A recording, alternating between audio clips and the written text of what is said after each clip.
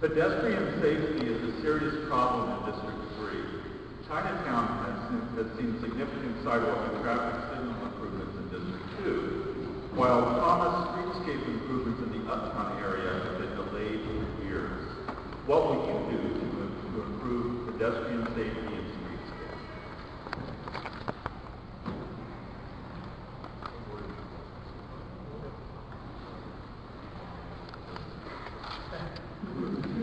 Thank you.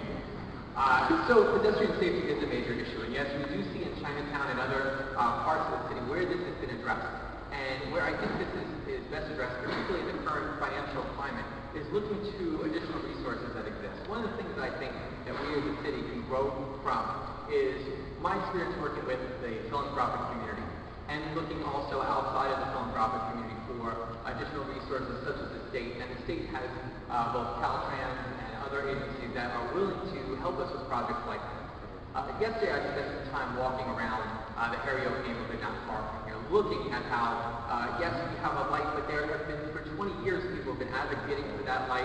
They've also been advocating for other traffic calming measures. And last year we got a report, I believe it was called the T-TEP, that explained how we could make some real cost-effective changes to both Harrison and Oakland to implement some of these changes in terms of slowing down traffic.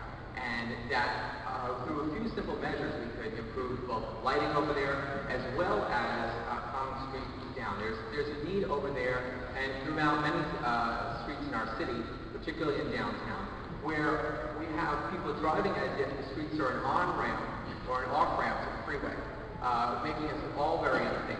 And so, thank you.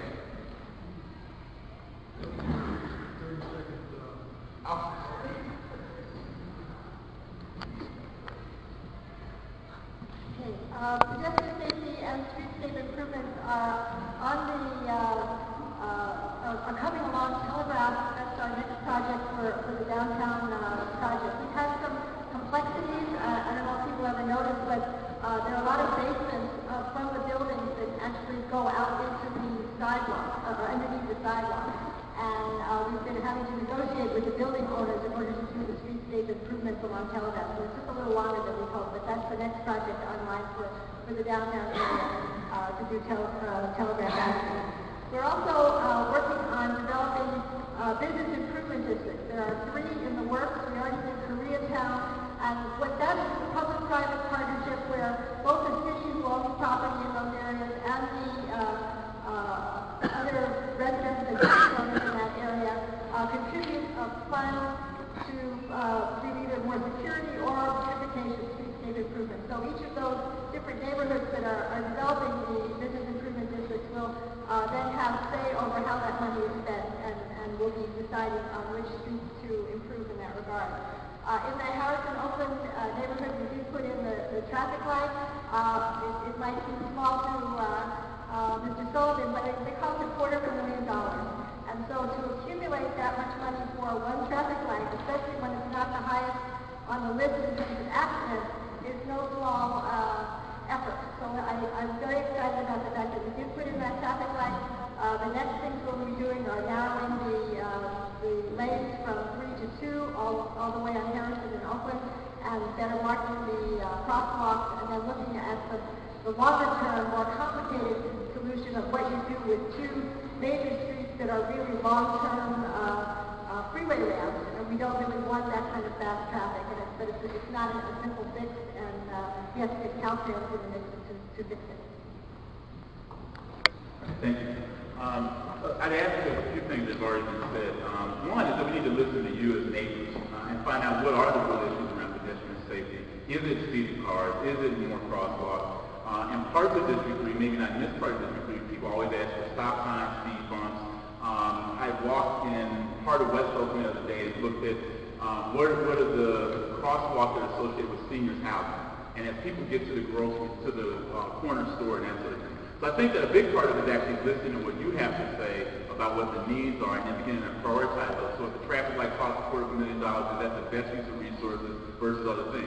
The second thing is a sense of public awareness about the speed, the way that people are driving their cars, beginning to do a billboard campaign. As we do, political campaigns, we seem to have resources for all kinds of things, right? We ought to be able to raise those same kind of resources to say to drivers that when children are present, seniors are present, any pedestrians are present, you got to slow your car down. Be able to have the problem-solving officers and community police to begin to say that police presence is there so that if folks are speeding to stop signs, getting up to that crosswalk, that you've got more visible sort of officers out and around so people get a sense that this is not a neighborhood, it's not a part of town where you can drive your car as someone said, like you're coming on and off ramp. The last thing I'd add to this is a couple of ideas, and again, from listening to people, we start to get much better ideas.